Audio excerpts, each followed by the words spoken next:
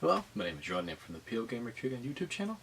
Today, doing some more video game memories, and I'm actually going to talk about one of the games for this console I just talked about last time, and that is the 3DO.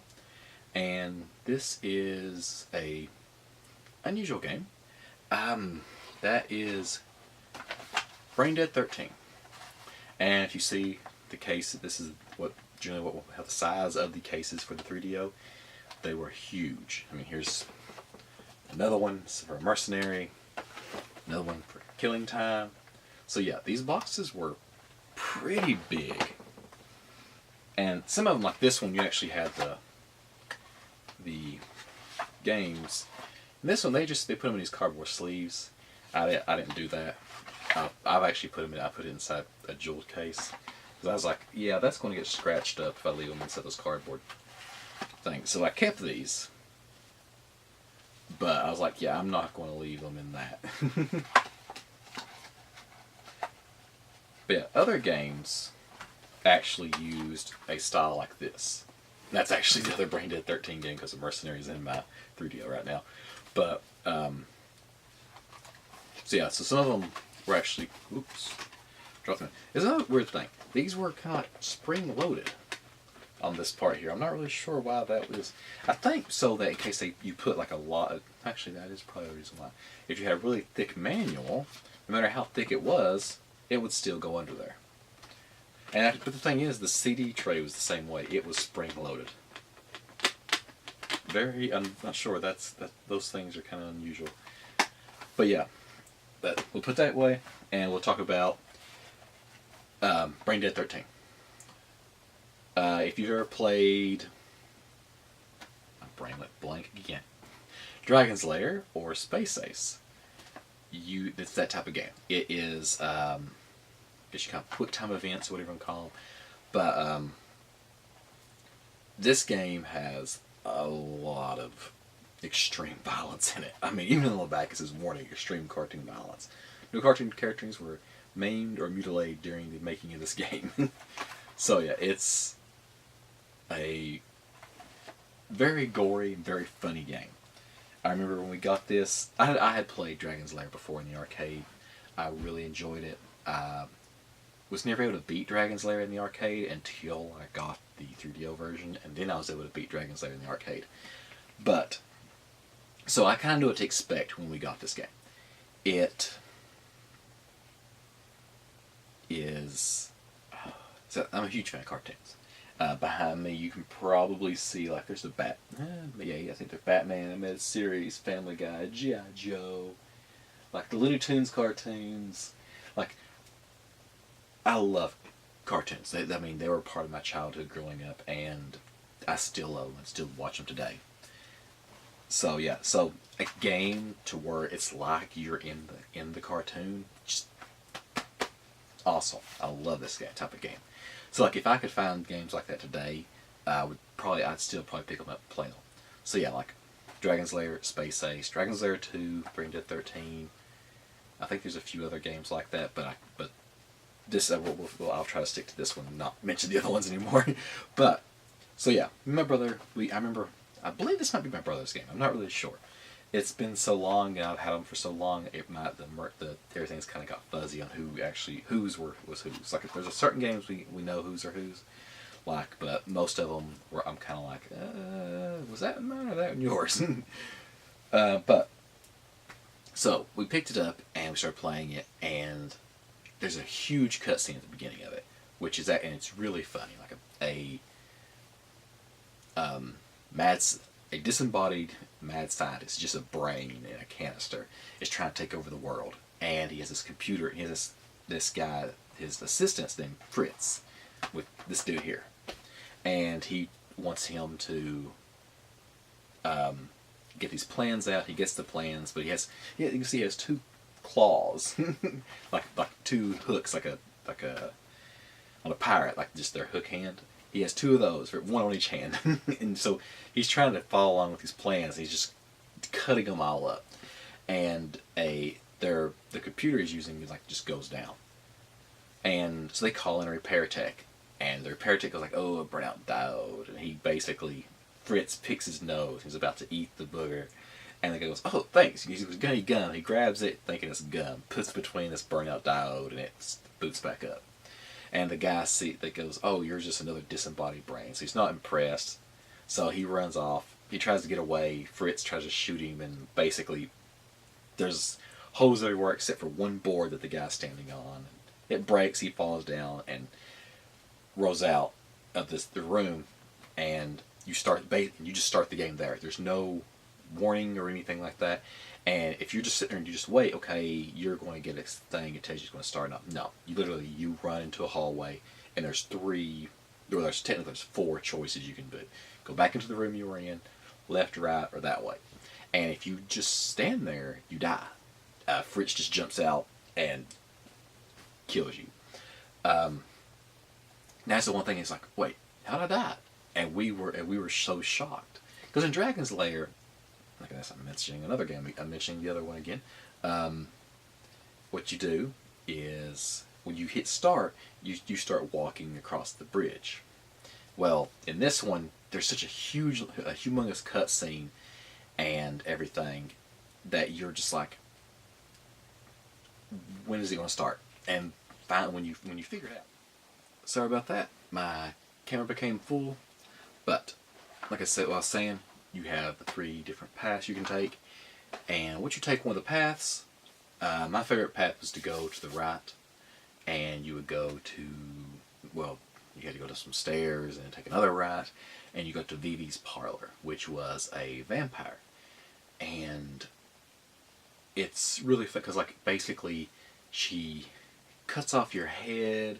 Like one of the death scenes is that she cuts off your head hits the mirror, bounces off, and there's another one where she puts you into this machine that basically scrubs the skin off your head, and you just have your skull. So yeah, there's so many death scenes in it. Like a lot of times, some of them are kind of generic. Some of them are really funny. Some of them are not. I mean, if you're stuck on one puzzle and you can't get through it, you get really tired of seeing that same death scene. Some of them, like she sits you in front of this mirror, and she has these 2 big gorilla arms, and it's like it tries to cut your head off and everything. And once you get good at the game, I mean, you just go through it really quickly, and you're just like, holy cow! It looks like a cartoon. It's really fun. Then there's these witches, and there's a maze, and there's centipedes. It's I know I'm going through really fast through this, but it's such a good game.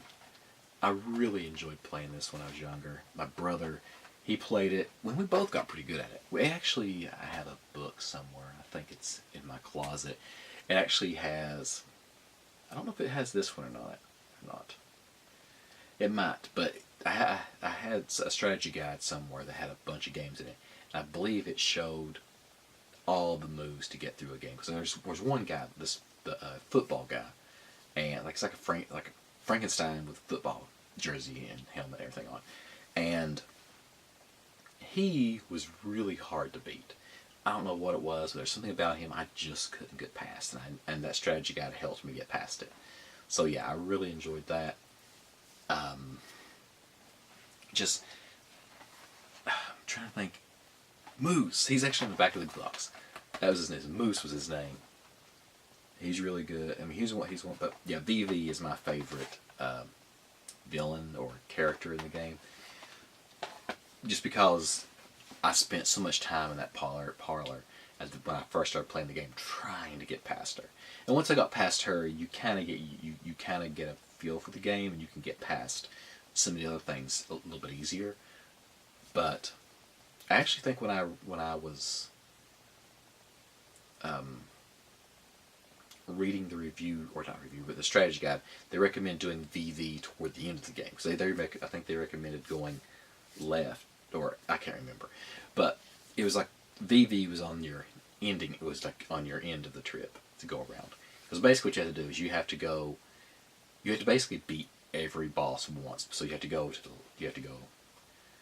So I think on the castle, there's on the left side there's a witch, and the right side there's a witch. So that they're 2 different, like they're clothes are 2 different colors, and everything's opposite. So basically you go one way to go this one, you go the other way to go this one, and then when you're done, an elevator comes up and it's in the background where you've just been running back and forth through most of the game, and if you don't notice it, you're just like, where do I go next? And then all of a sudden that's actually what I did. I was like, I have no idea where to go, and finally I figured it out by reading the strategy guide. It's like, oh, in the background there's an elevator coming. So basically, you go to the elevator, and then you go to fight the final. Basically, you fight Fritz, and that is the most obnoxious fight ever. Well, it's not really a fight; it's a button sequence because there's no key on screen which direction you need to go. You just basically it's just playing it, memorizing it, and it's like down, up, left, right, up, down, left, and like that's not the actual commands, but it's like because like he's shooting all these guns at you and you're dodging them, and it's just so frantic. I mean, and if you do it wrong, you start over. So it's like, okay, I remember it was like it's kind of like a really a more advanced version of Simon Says. So, but yeah, when I was really good at this game, I could get through probably 90% of the game without getting killed. And now I probably couldn't get past the first two screens. But yeah, it's very fun. If you like that type of game, Dragon's Lair and Space Ace, stuff like that, I highly recommend this game. It was out on I think it was on the PlayStation 1. I'm not sure. It's probably on the PC. I'm not sure where else it came out on, but highly recommend this game. It had me and my brother played it, had a lot of fun with it. And it's actually one of those games that you can watch and have fun with because, like I said, it's like a cartoon. And just seeing the death scenes is great. So actually watching somebody bad at the game doesn't get annoying. Eventually it will, but it doesn't really get annoying too fast because once they get past one screen, there's a new death scene. It's a different death scene for that one. You have infinite lives in this game, so basically every time you die, a coffin comes out of the ground, and you jump out of it. So you always have another life, but eventually you will get tired, and when you turn the game off, you start over. So the game's not that long. If you know exactly what to do, you can probably beat it in maybe, I don't know, maybe 30 minutes to an hour. Don't quote me on that. It's not a very long game, and when you know how to play, when you know all the moves. But it's still, yeah, it's very fun to watch and experience. But yeah, this is very similar to, like I said, the Dragon's Lair and everything. So this type of game was a Laserdisc, and they actually used the Pioneer Laserdisc player inside of the arcade cabinets for Dragon's Lair and Space Ace. So when you actually, that type of game, it was basically like a DVD. You're just selecting different chapters depending on what direction you chose. So that's kind of how these games started out, and they just went to, this was on a console, and I highly recommend them. Any of them, very fun, great to watch. Those games you can pass the controller around. Like, I can't get past this part, and somebody else can like, I can do it, and they just die instantly. Like, wait, how did you get to where you were? It's so much fun. So yeah, if you're really easily frustrated, these games probably not the best because you're constantly trying to just figure out when to hit the button and when not to hit the button and things like that. But hope you guys enjoyed it. This is my rather quick review and introduction, and the kind of like my experience with it, playing it. Me and my brother just, oh gosh, I think we actually picked this game up at Walmart is where we got this, and it was just, I mean, we just picked it up. It was like we saw the cover of it. I mean, to a 96. How old was I?